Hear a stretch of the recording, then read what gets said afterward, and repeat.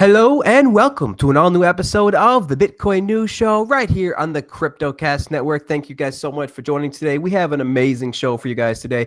We're going to be talking about trade wars, Taproot, dying fiat currencies, all sorts of good stuff. But before we do that, let's go ahead and share out the links here. We have CryptoCast.network as our website. We have you can find everything on here from our YouTube channel links to our iTunes, RSS, Twitter, all the good stuff on there. And we have, of course, our merchandise we can have on there if you guys want to support the channel. We have a bunch of different shirts on there, the CryptoCast Network shirt, Bitcoin News shirt, so a bunch of good shirts. We have a bunch more coming too. So, and of course, this channel is supported by you guys, so we are displaying our QR code and our donation address. We got a couple more donations again, guys, so we thank you so much for that. And we would really appreciate it if you guys could give us a thumbs up and subscribe to the channel if you are new, and would really even appreciate it further if you guys could give us some good reviews on iTunes. You know, if you guys like the show, we really would appreciate it. We're trying to get some more 5-star reviews or get some more higher reviews, you know, in the iTunes, because it really does help bring up the numbers and helps get the show out to more and more people. And of course, we are still doing our programming with Bitcoin.com workshop, an interactive 2-day workshop where we teach C# developers how to integrate Bitcoin into their applications. It's a really great class, guys. It's taught by both myself and the creator of the Bitcoin library, Nicolas Doyer. That's actually how you pronounce it, guys, but everybody just says Nicolas Doyer, the English pronouncing version of it. And that was it should be really great time, guys. We're going to be out to Las Vegas September 1st, San Francisco October 13th, and Seattle November 3rd. So if you guys if you guys are C# developers, come and check us out. Otherwise, you know, there is plenty of free tools and tutorials available for C#. So if you guys want to check that out first, get into that a little bit, and then check out the workshop after that. That'd be not a problem either. You know, we just ask for a couple of months of knowledge, you know, maybe 1 year or so tops knowledge of C#, and we'd love to start teaching you guys about Bitcoin. You don't even have to know about Bitcoin. We'll actually teach you the fundamentals as well. But with that aside, guys, let's go ahead and get right into the show and introduce our amazing panelists that I am super proud to bring you guys as always. First, we have the returning Mr. Francis Puglia. Francis, how you doing? Hi, Vertex. It's great to be here again. Absolutely, man. Thank you so much. We already have had people in the chat missing you, Francis. It's pretty much like I got people almost saying no Francis, no Bitcoin News Show. So holy crap. He was sick last time, guys. So we are so happy to have him back, that he's feeling good now. Really awesome. And of course, the one and only Pierre Richard. Pierre, how are you doing today? Oh, he's muted. I'm doing very well. Thanks for having me on, Vortex. Awesome, man. Thanks so much for subbing in at the last minute. We really appreciate it, guys. Pierre stepped up. I was like, hey, I'm short a person. And of course, Pierre was there to fill in that. So thank you so much, Pierre. And then joining us for the first time on this channel, Mr. Zach himself. He is from the Bitcoin podcast. How you doing? I'm well. Thanks so much for having me on. This should be a lot of fun. Yeah, man. You know you back from, of course, the You and Me BTC network. I've seen you on there a couple times, so it's really good to have you on here for the first time. Actually, this is the first time on this channel that Pierre is here too. So all sorts of good stuff. Really appreciate you guys coming out. We know you're busy, so we're gonna get right into the first topic right here. Let's go ahead and get into it. This is actually before we do that, I'm gonna go through. Wait, let's see here. Yeah, well, you know what? I usually go through my quick bits, but I actually don't even have that up right now. So this is unprofessional, guys. Sorry about that. But let's go ahead and just maybe get into the first topic. So with that aside, let's see. We were talking about the trade war. So basically, guys, I want to read you a little bit of an excerpt from the article here. This is, I'm sad to tell the gold bugs that their day is over. Crypto, and right now, Bitcoin especially, is the new gold. It is better at doing what gold lovers like to do with gold. And that is, of course, store it for the day before the end of the world, when all except gold will be the only thing that will retain value.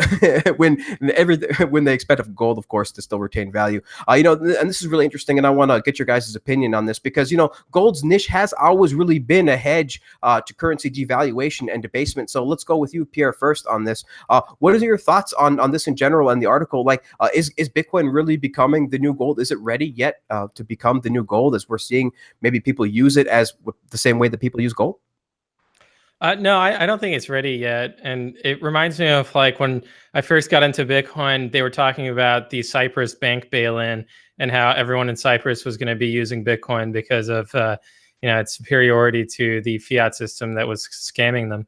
And people bought into that narrative and thought that that was actually what was driving the bubble. But really, when you looked at what was happening on the ground in Cyprus, no one even knew what Bitcoin was. So clearly, there was like a big disconnect between the hype and what was actually going on the ground.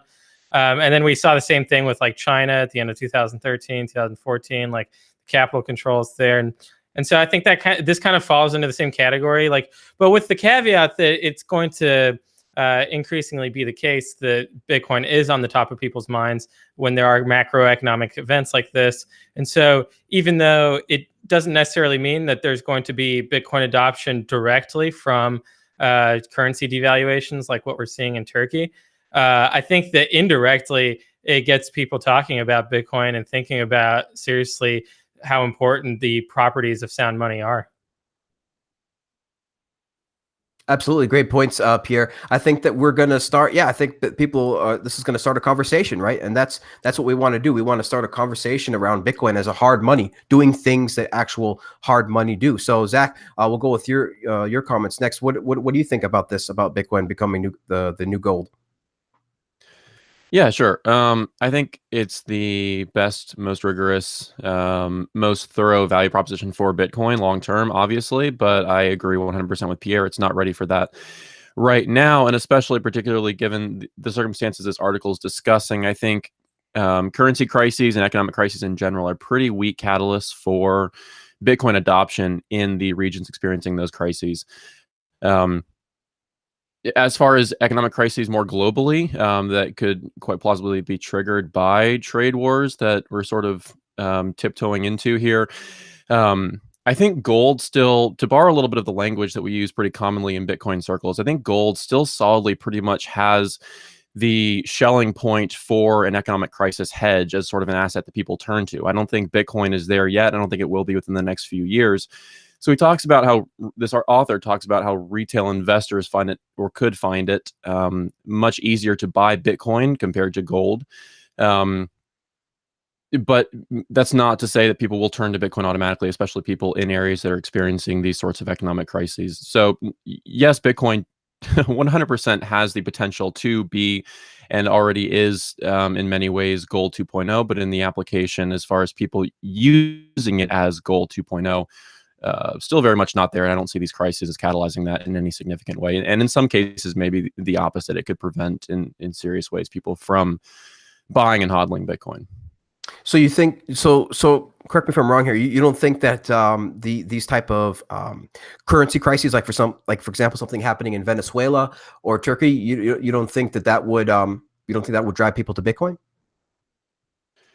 I think as far as their intellectual conception of the hardships they're experiencing, yes, I think they want some way out, to some sort of different medium of exchange. But I'm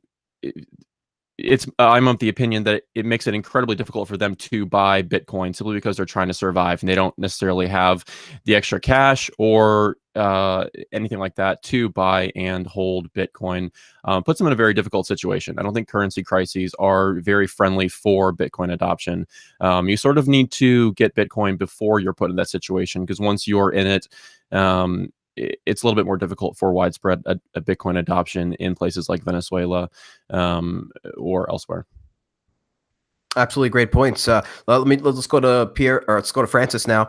So Francis, this article is claiming that it was the Chinese devaluation, that maybe that drove up a spike of Bitcoin. So he is using this to sort of claim that because of this event that the Chinese allegedly use Bitcoin to kind of hedge against their devaluation a couple of days later, that maybe this is why he thinks that Bitcoin is acting like gold. What is your thoughts on that and the discussion so far? Yeah, so regarding the Chinese devaluation, I think for years and years, everybody in Bitcoin has been trying to analyze whether or not some countries or some big institutions are making some shadow moves to influence the price of Bitcoin. But ultimately, it doesn't really matter, I think, just because of the arbitrage and the fact that individual retail end users all over the world that have a really, really long-term perspective will just buy Bitcoin at any price. So if the Chinese are trying to devalue Bitcoin, that's amazing to me. My company, we're taking our fees in Bitcoin and we're holding Bitcoin. So the Chinese want to devalue Bitcoin, that's fine. It just lets me accumulate more. And I know for a fact that they won't be able to influence the price of Bitcoin forever, because obviously at some point continue doing that, as Pierre in his brilliant article "Speculative Attack" says. If they start to print fiat to influence the price of Bitcoin, eventually the fiat will be worthless, and they won't be able to do that anymore. Regarding the digital gold aspect of Bitcoin and gold aspect of Bitcoin, just to kind of like reiterate what I think our listeners probably know already, is that obviously the store value function of Bitcoin and the digital function of Bitcoin is the properties of gold that you mentioned are the ones that the Bitcoin users are looking for. Specifically, also there's the bearer aspect of gold, which today we have that with physical cash. But the bearer aspect of gold, the fact that whoever has it in his hand owns it, also a huge property. And regarding the adoption versus gold, I mean, it's people, they don't necessarily look at different currency alternatives and look at all the kind of features and properties and make like a decision based on an objective analysis of which commodity serves the best the functions of money. It emerges with via negativa. By that I mean, a currency will emerge as dominant, not because people analyzed it and chose it, just because all the other ones disappeared and died, and those who were holding the currency that disappeared and died are losing their influence over society. So this is also something that we can kind of name perhaps the Lindy effect. So it's almost to say that, in human society, there is this, all the cultures and societies that did not value gold at any point, it's kind of inherent to humans, right? So for thousands of years, humans that hailed gold were able to reproduce and thrive, and those who didn't. So it's really hard to decouple that from like the human psyche and human civilization. I think is very, very much ingrained in that. And also, there's not a lot of free competition right now for Bitcoin. So if you're like analyzing Bitcoin, you need to have a lot of foresight. You need to have a huge intellectual effort, because right now there's no competition there's not a lot of competition between currencies, because they're enforced with the monopoly of violence, right? So you can't say like the Canadian dollar competes freely with the euro, with the Venezuelan peso, or whatever, because there is no actual competition there. Whereas in the past, there has never been a free market, but the physical capacity of governments to limit currency competition in the past was far lower. So gold actually survived and thrived in an actual open competition and outlasted, pretty much all other currencies, whereas Bitcoin hasn't proven that yet, because there is no free competition yet. And the only real judge is going to be time. And just because of this artificial capacity of governments to restrict competition, it's going to take a really long time for the other fiat currencies to start disappearing. And this is why I think, unfortunately, I don't think the human civilization is, yearning or ready to adopt Bitcoin like they did gold. But once there is unrestrained competition in currencies, so if there's an actual currency war and the other currencies start to disappear, Bitcoin will prove itself. And it's just going to be the people like in Venezuela that adopt Bitcoin are going to thrive. Exactly the same argument. Those who don't will not thrive. And then it's just going to become slowly ingrained in the human psyche. So I think it's just a question of time and competition, and that's it. As soon as the other currencies really start to fall off and people can't pay their bills, and the only way to do it is Bitcoin, they won't even ask themselves about fungibility, privacy, about scalability. They won't even look at the white paper. They'll just accept Bitcoin because that's what the people around them that are surviving are doing. Yeah, and absolutely, so many great points in there, Francis. I mean, it's crazy because people who know gold, they understand that it is unsustainable to continue to print this money, and yet these are the same people that are buying all this paper gold. It's kind of crazy, but I really advise everybody, all my audience, to please read the Bitcoin Standard, because you will see and understand how hard money kills soft money. Like as Francis just described, it has done it for thousands of years. So the people who have held gold have done extremely well. But of course, now we understand the gold has a whole myriad of problems, right? In a modern world where we're used to things going instant, it is a absurdly expensive to transfer gold. Just crazy. We're talking millions of dollars to transfer from country to country. It takes years. Literally, it takes years for governments to be able to re-get their their gold from other countries. And of course, it's so expensive to store, and it's just ridiculous. So in a modern world, it just does not make sense. And in fact, those properties are exactly what pretty much led to fiat because of those problems. We need something a little bit easier to use. So now we have fiat. Well, that was part of it. Obviously, we know really why they went off the gold standard, because they have no more frigging gold. But I'm with Francis here, where it's basically like, look, the trade wars, and Zach too, I think maybe everybody, the trade wars, I don't think are quite enough to drive, the world to Bitcoin. We need something slightly more catastrophic than that. When the first world countries start experiencing hyperinflation, like we see with Venezuela, like we see with Turkey and these types of things, when we start to see that in first world countries, when we start to see panic, really, that's when you should have already bought Bitcoin. You want to buy Bitcoin before these things start happening to your country. And so that's why we try to tell people about this. And, this article basically says, when the trade war is on, then Bitcoin, the bear market is over. If the trade war is off, then the bear market is still in place. And it's like, look, Bitcoin's value is not hedged. It's not predicated on freaking, trade war. It's so much more than that. Now, of course, it is an absolutely fantastic asset to move into, especially in these early days before we really start rolling, to hedge yourself against some of these currencies. But I think it's just, as the panelist said, it's just, we're not quite ready to be the world's digital gold quite yet. But I tell you what, guys, the future is always here. It's just not evenly distributed. And if you guys want to be the future, it would behoove yourself to learn this stuff, because this is like learning HTML in 1995. This is like learning how to program websites in 1996. Like, this is a very, very, very, very important thing to learn and understand, because this is where the world is heading. We are heading to digital cash, and it's only a matter of, do we want one that's completely surveilled, or do we want one that's truly free? And of course, we are hoping that we get the latter on that one. So very great points from everybody. Does anybody have any other final things to say on this topic before we move on? Nope. All right, cool. Let's move on then. Great so far, guys. If you are new to the show, please, we ask that you subscribe. Otherwise, if you like what you're seeing, please give us a thumbs up. We really, really appreciate it. Helps us get into more people's streams. We're going to go with the next topic here. So let's see here. So this is about Taproot, and this is a pretty interesting article, because I think Taproot really is this important technology that Gregory Maxwell proposed January of this year, and I think it gets a little bit technical, but this is what's coming. This is what's coming next, guys. We are focused on this stuff because scalability essentially is for the most part solved with Lightning. So this is much more interesting things. So let's go with Francis first on this. What is your take on Taproot so far, Francis? With the papers that have been released so far and with the ongoing work, do you think that this is something that we can really get into Bitcoin within the next couple of years? Yeah, so that's interesting, because I think that one of the main priorities of Bitcoin Core for the past, for the past 10 years, one of them has been just to make sure that the existing software doesn't catastrophically fail, that everything is optimized. And then we had a drive. I think a period where security and end user security with multi-sig was like the 2013, 2014 kind of period. And then we had the scalability as one of the main driving motivations of Bitcoin Core, particularly scalability in terms of how can we have the least data in the blockchain for full verification, full validation of for example, smart contracts are receiving money.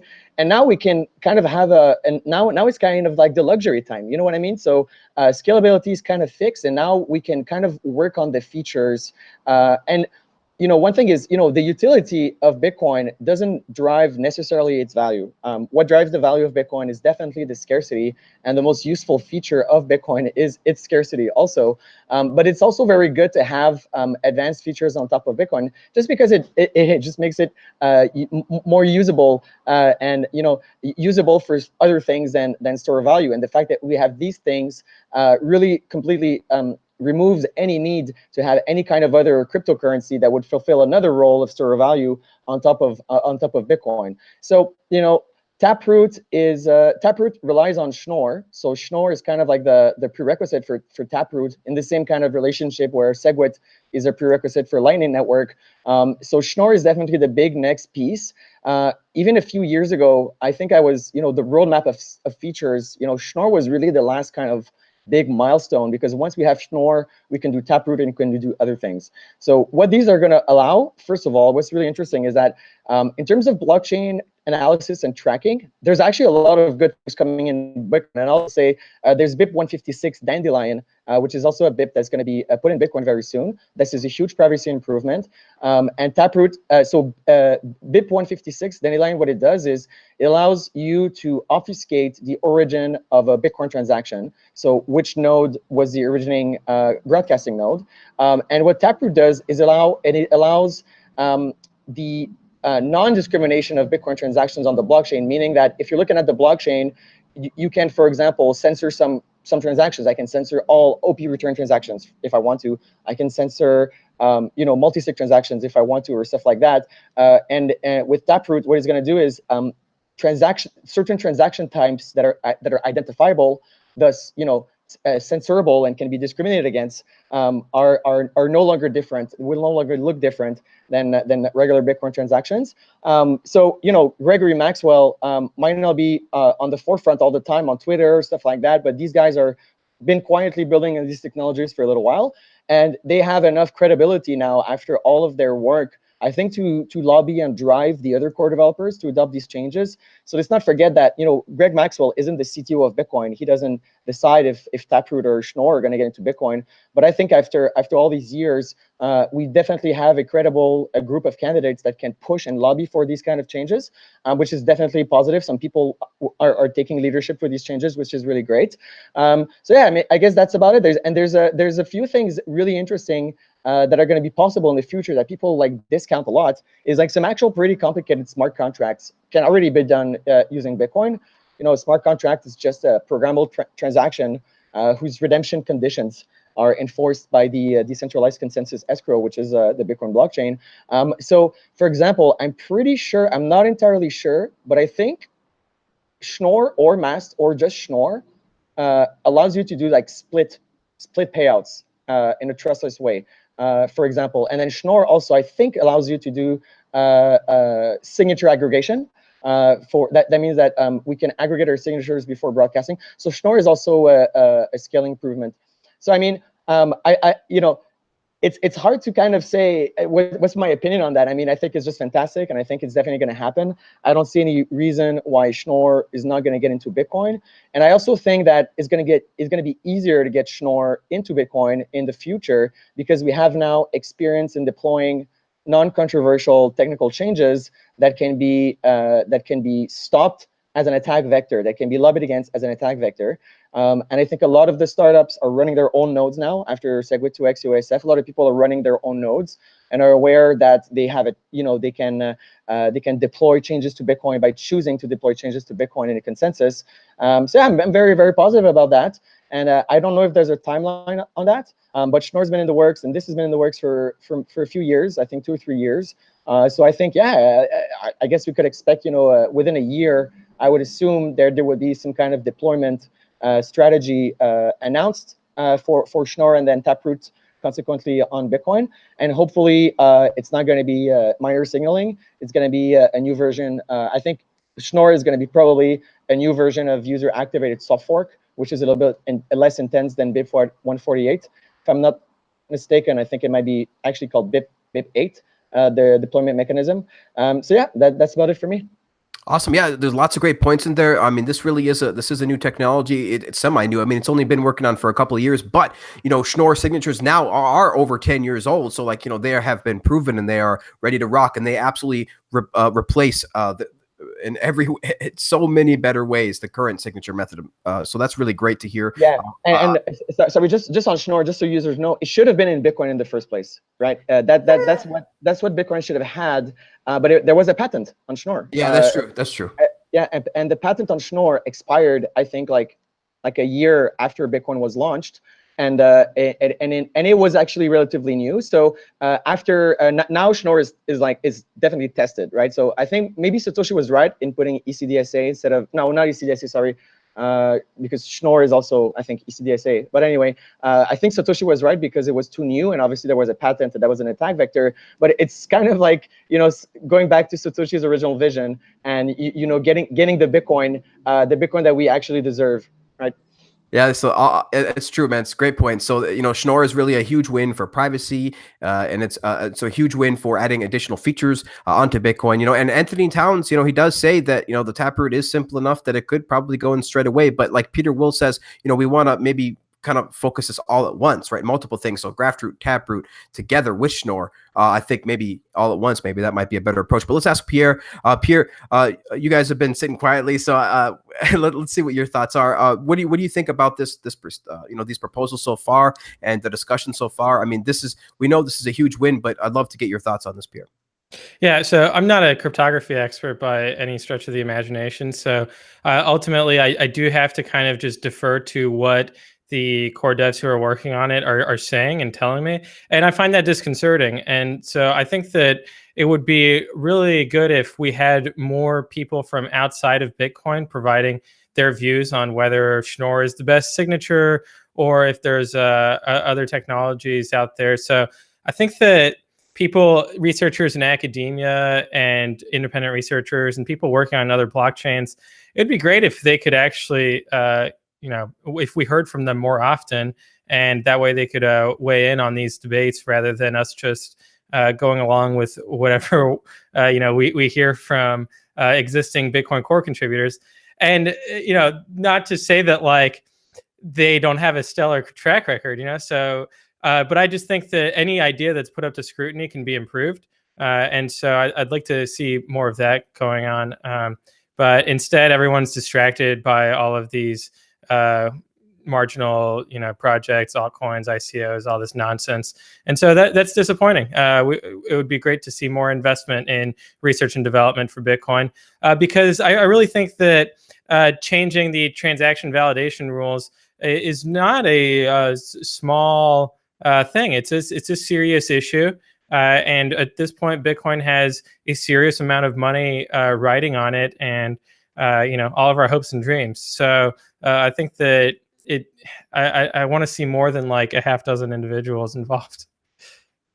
Yeah, agreed. I mean, there should be a bigger, a focus from the cryptography community at large on Bitcoin. It really is the biggest, network out there. But I think maybe, we still need a little bit more time for people to really believe. And I think that, some of these incentives that we described before, maybe some of these run on the banks and some of these crazy currency capital controls, will start getting people thinking about it. And I really hope that they do. And I totally agree with you, Pierre. I wish we had, more people than just like, Peter Woolley, Gregory Maxwell, like, a select few amazing geniuses. And like we say, they have a stellar track record, but it would be great to hear more of the cryptography community at large. I mean, that would be cool. And I think, personally, I think that they're going to come. Definitely, they're going to arrive once maybe Bitcoin gets a little bit higher in price, because it is only sort of the size of like a bank building, maybe at this point, or a couple of bank buildings. But I really think that more people will be interested in this technology as the price continues to grow, because it does, of course, incentivize people pretty well. Zach, let's get your comments on the discussion so far.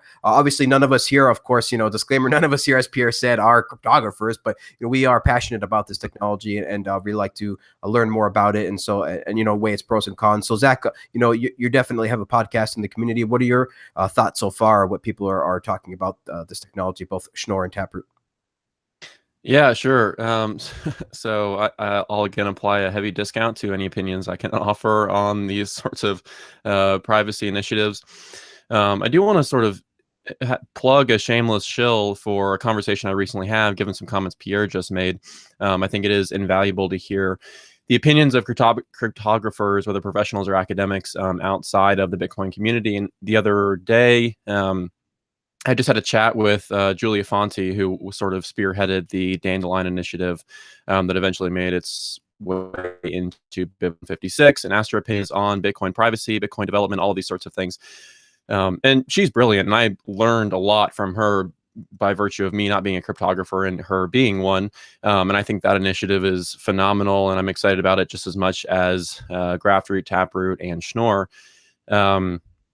But yeah, towards the end of the article that we're sort of discussing from CoinDesk, I guess, there's sort of alluded to the fact that there's a deluge of privacy initiatives right now, and it's hard to decide which one to implement first and sort of how to manage all of these. And that's something I relate to, especially as a non-cryptographer observing all of this and sort of having some opinions handed to me by a very small group of people who are working on these.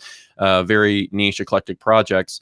Sometimes it can be a little difficult to process all of this information, which is, I guess, in part why I love David Harding's writing so much. He has a great way of breaking down all these complex ideas. He's a phenomenal writer as well.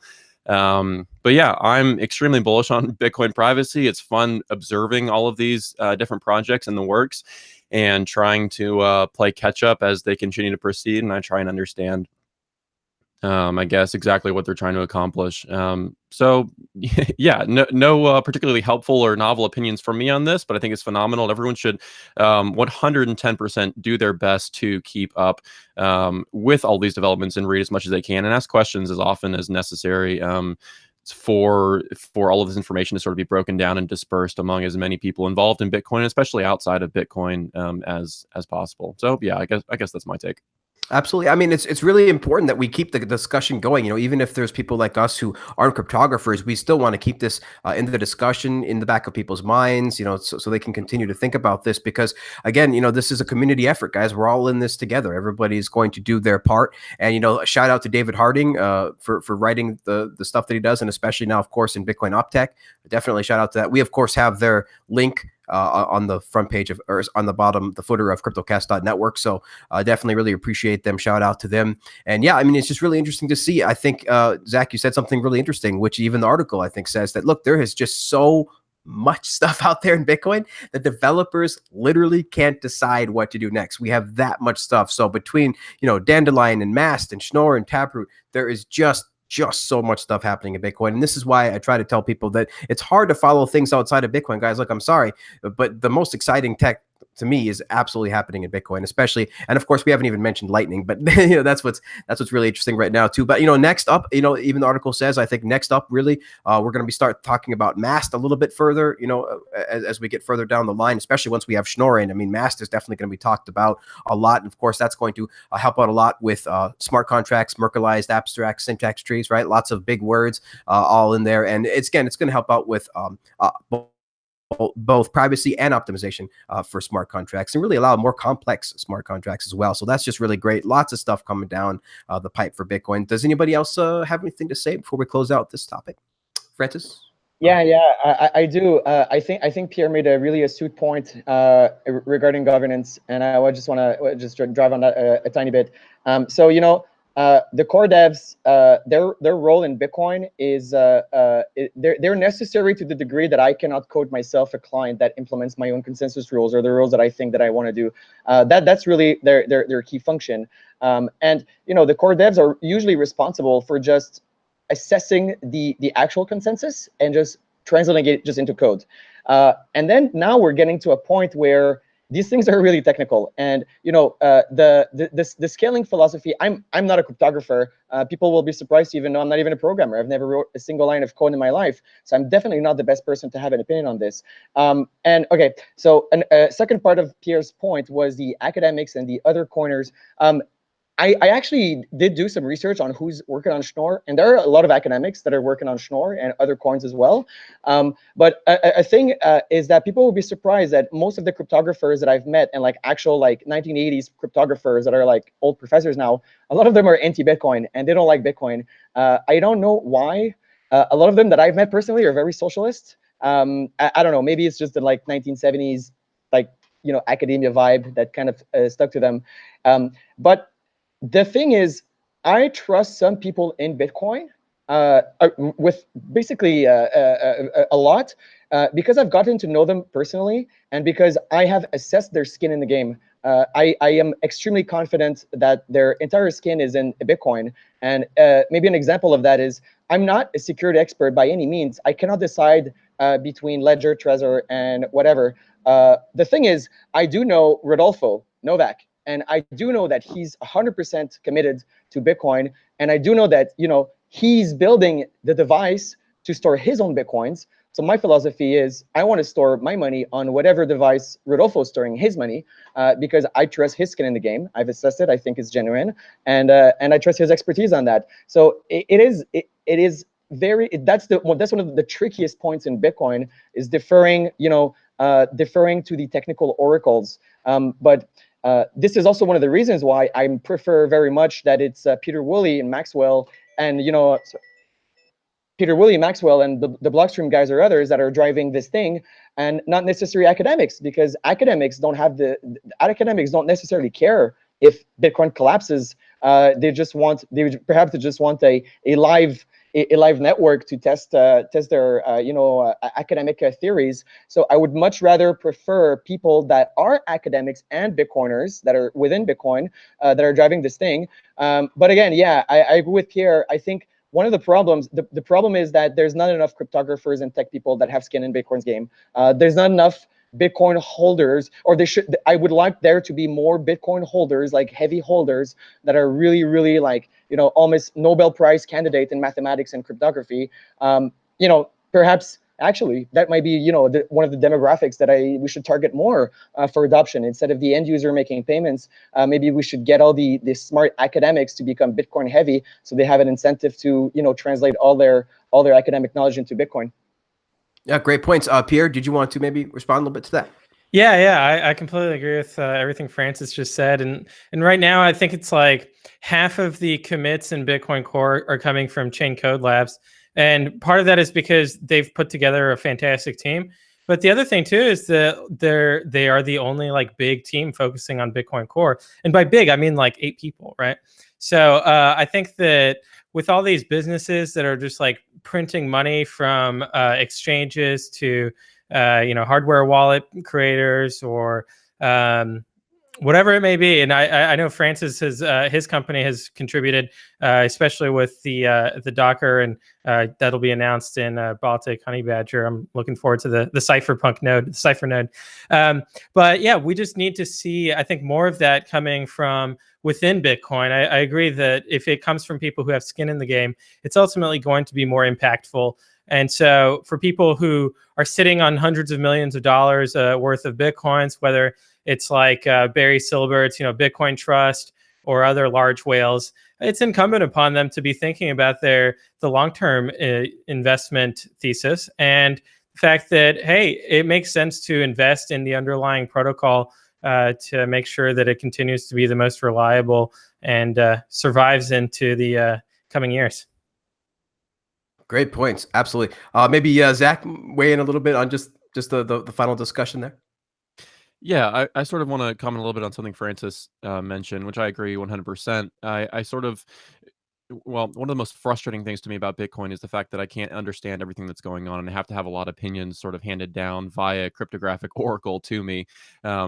And I think in the sense that I participate in Bitcoin to have sort of my personal trust minimized in centralized financial institutions, I also want to have my trust on centralized cryptographic oracles minimized to the same extent.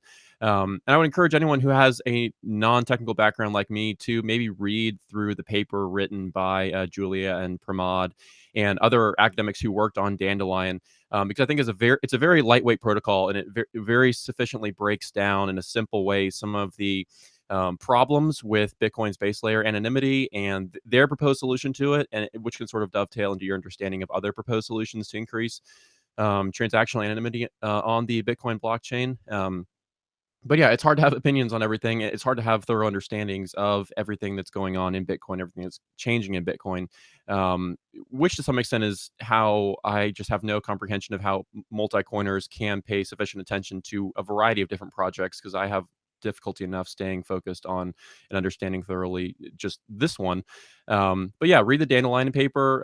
It may be a good starting point for someone with a non-technical background to understand some of the anonymity work going on in Bitcoin right now, and try and minimize as much as possible the reliance you have on people giving you information and opinions on these sort of initiatives, which is something I'm definitely putting work into as not a full-time Bitcoiner, but sort of more of a Bitcoin hobbyist with a regular 9-to-5 job outside of this world. So yeah, that's my take, I guess.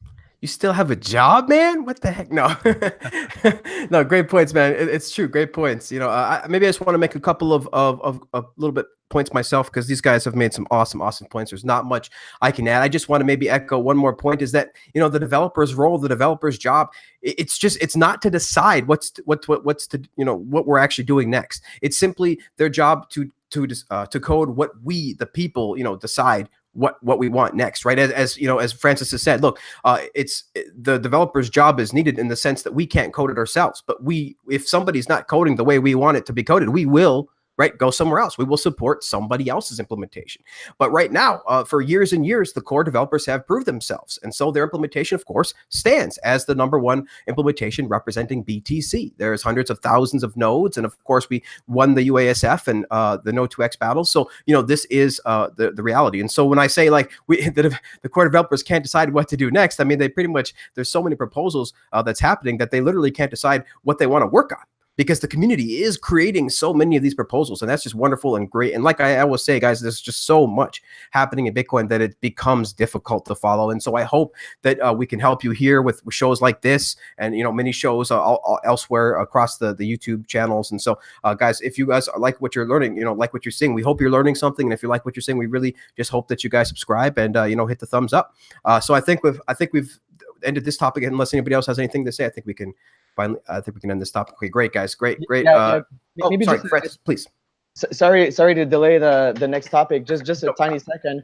I witnessed something that was really interesting about Dandelion, which is that I followed Dandelion for a while because one of my devs is one of my former devs was a Gran core developer, and he put Dandelion in Gran. So I had an interest in that, and then. When I went to Portugal, Julia did the presentation on Dandelion, and it was fantastic. Everyone thought it was great, and I went to talk to her, and I was like, "So, what's next? When's the BIP? When are we merging this? Like, what are we doing?" And the conversation was kind of like, well, she's like, her one of her points was like, well, we're kind of done. We're the academics. We built that thing. So I think a few of the businesses that were in Lisbon. This was a topic of conversation at the bar afterwards, and we went to see some core developers, and I was like, who's working on this? Are you working on this? Are you working on this? And none of the core developers seemed to be working on Dandelion. And I think just the idea that there were some businesses, like we literally went to see some core developers, and they're like, do you want to work on Dandelion? You should work on Dandelion. No one's doing it, and we want this to go in. I want this to go in Bitcoin, and I have a Bitcoin business. So please, can you have a look at that? And I think what that conference did is like, this is just an example of the process, right? So the core dev saw that everyone was excited by Dandelion, and then some businesses actively went to see them. It says, is this on your agenda? Is this one of your priorities? Because we think it's great. And 2 months later, it's a BIP. Yeah, beautiful. I mean, beautiful description of the process. That's what the BIP is, guys. This is a Bitcoin implementation proposal, as in nobody can just implement things willy-nilly. So that's really awesome. So thanks again for further clarification on that, Francis. So I think we can move on to our final topic here, guys. Doing great so far, 40 minutes or so into the show. I really hope everybody's having a good time. I know I am.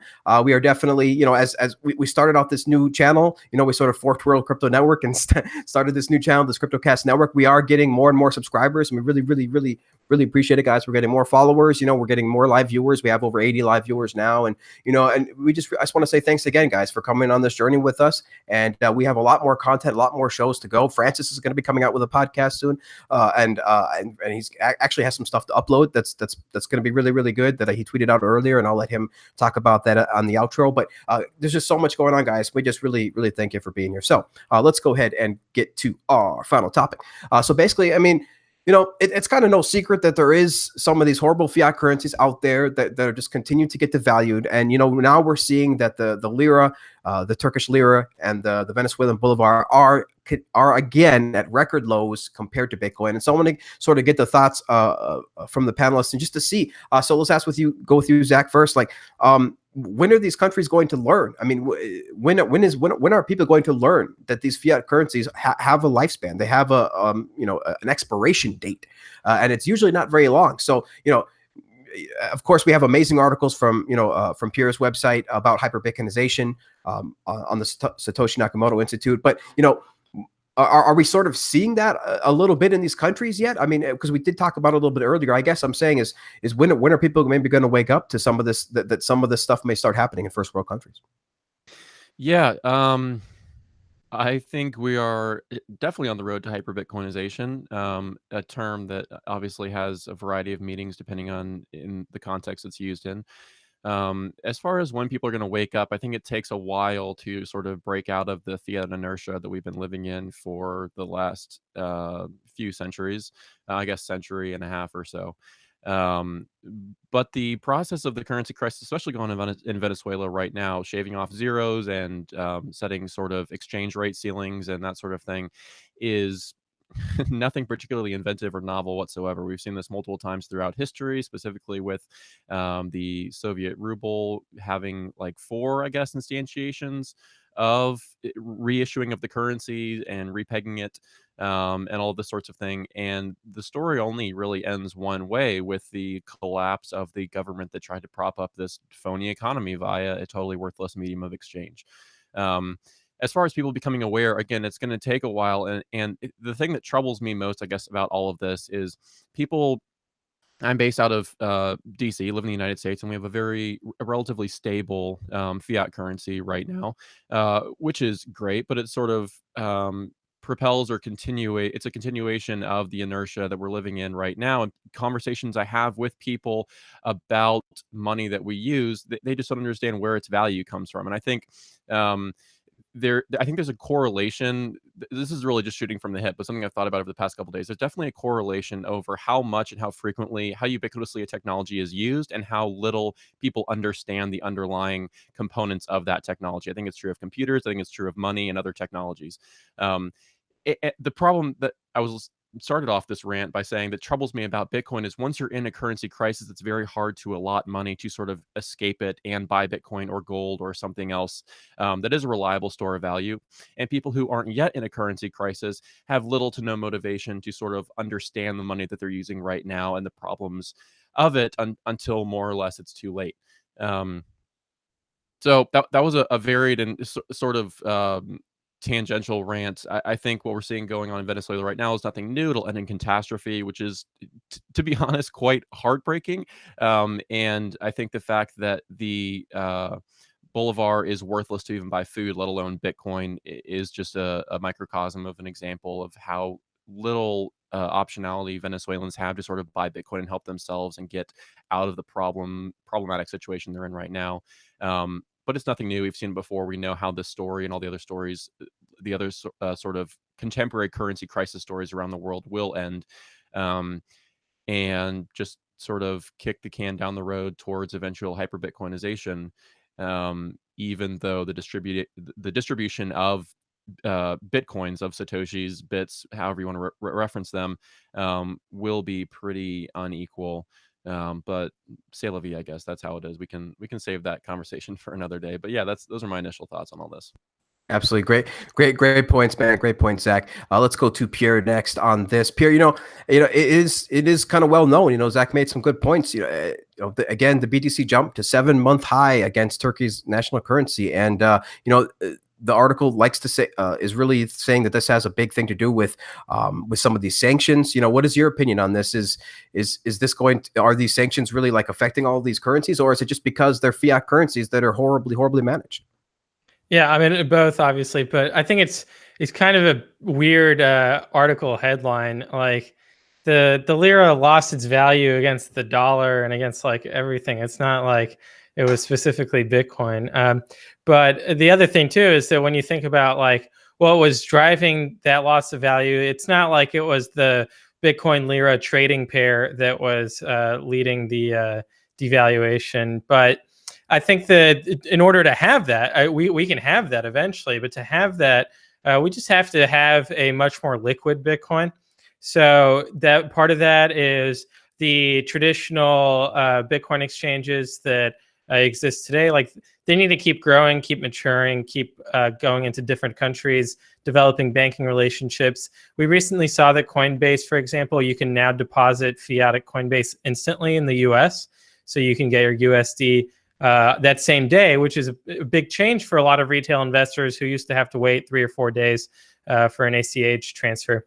So these little steps improving Bitcoin's liquidity are going to continue to build up. And then like at the other level, like you have futures developing, both futures trading, in kind of a more of a cypherpunk manner with BitMEX, where you're depositing bitcoins into this offshore casino style futures trading shop, where you can go like 100x leverage. But it is a huge source of liquidity for Bitcoin, and they are driving a huge amount of the trading volume.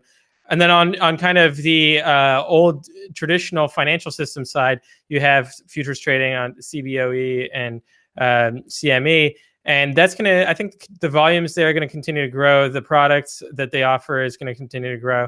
And then lastly, you have like this new, it was an existing ETN out of Sweden that you can now trade in the US. And so basically there, like you have a product where someone doesn't even need to like own Bitcoins at all. They're just in their like traditional financial brokerage context, and they can get exposure to Bitcoin.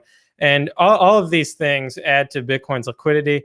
And regardless of how, people have different preferences on what to use and what not to use, I think that they're all going to contribute to having a market where Bitcoin and the fiat pair can be the leading part of the market, rather than just another indication that the currency is trash.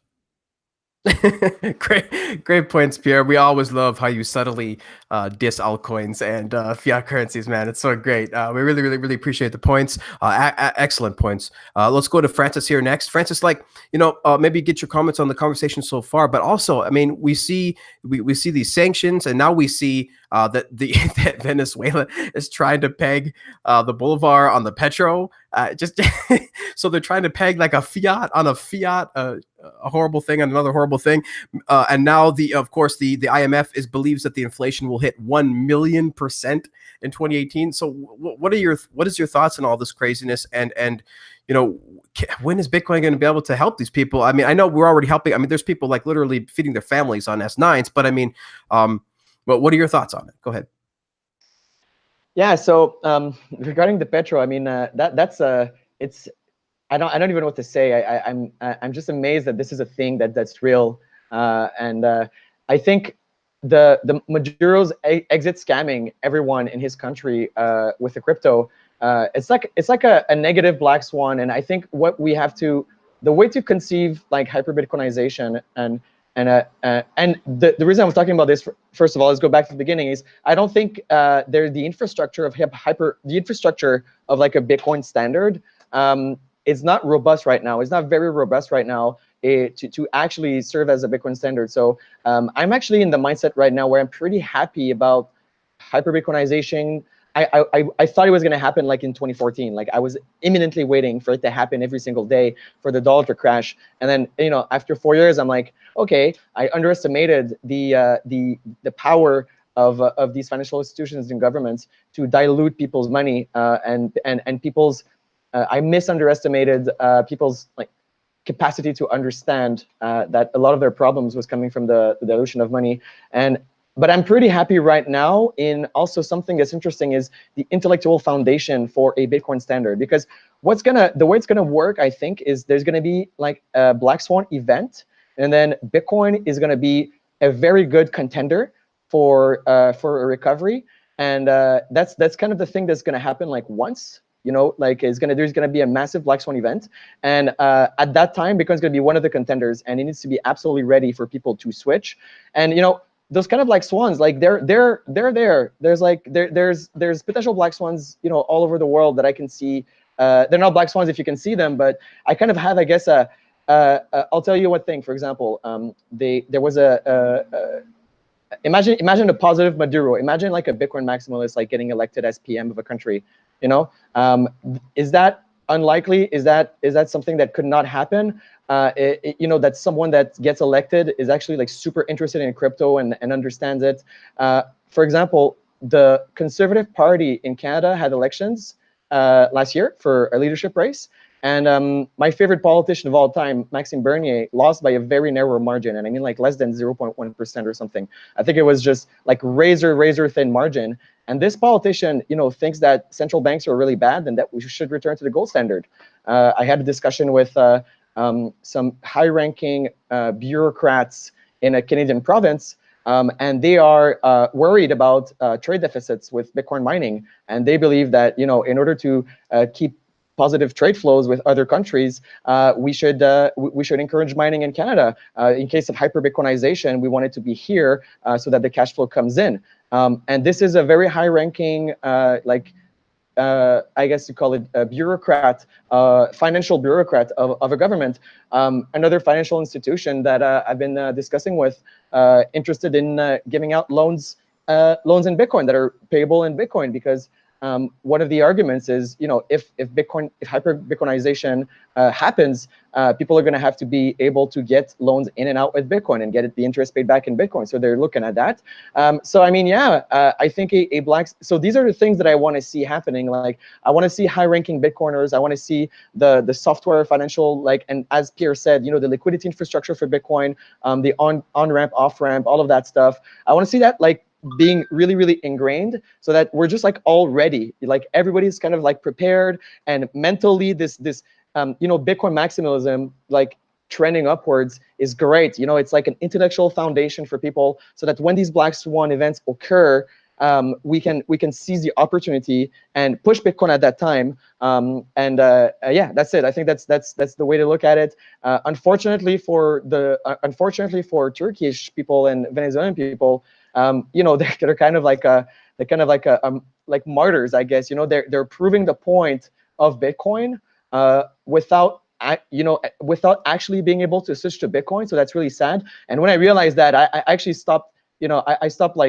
tweeting about making fun of the situation in Turkey, because I was like, wow, it's actually really bad, and Bitcoin's not ready for these people, and Bitcoin was designed to help them, but we're not at that point yet. So there's not much that anything can be done about the Turkish and Venezuelan people at this point, other than entrepreneurial, smart individuals, making money and saving their family's wealth and stuff like that. So yeah, that's my points on that.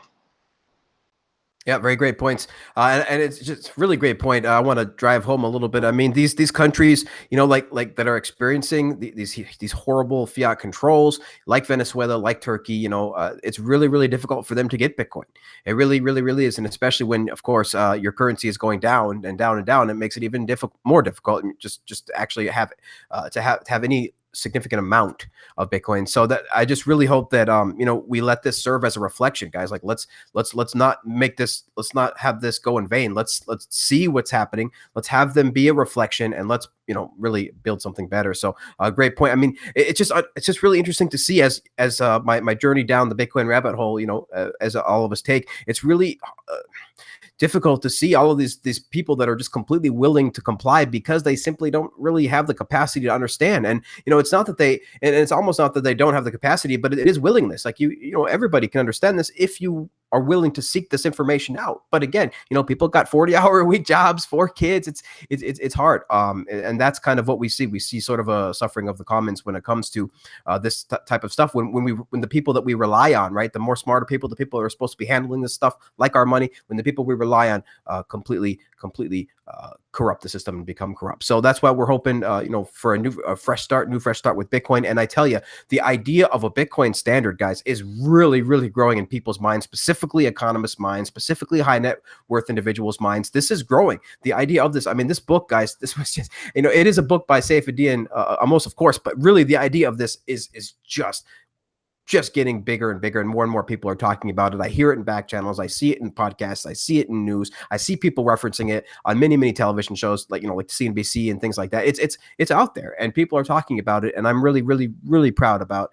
I couldn't be happier for that fact. And we really have to thank Saifedean again for helping with this. And again, all he really did is talk about, it doesn't even talk about Bitcoin that much in the book. It's actually like the first 7 chapters are just about money and the history of money. And this is what we need to know. We need to know where we've come from so we can understand where we're going. And if you read books like Saifedean's books, if you pay attention to things like the Mises Institute, you can see where we've been and hopefully how we can get to a better place in the future. So thanks, guys, so much for joining. We really, really appreciate it. Does anybody have any final things to say on this topic before we head out?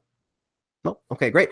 Thanks again, guys, so much. We really, really appreciate it. Let's ask these people where we can find out more information about them. Zach, please tell us where we can find you on the interwebs. Sure. I'm usually mostly on Twitter. I'm on the Bitcoin Mastodon instantiation a little bit also, just Zach Vol. That's my handle, that's my name, and you can find pretty much everything you want to know about me, Bitcoin related, there. Absolutely. Thanks, man. Guys, check it out. Of course, I will update the links. I actually have Heidi's link in there right now. I have to update the links for the to accommodate the new changes. But Pierre, we all know where we can find you, but tell us anyway, man. Tell us all anyway. Oh, you're muted. Sorry.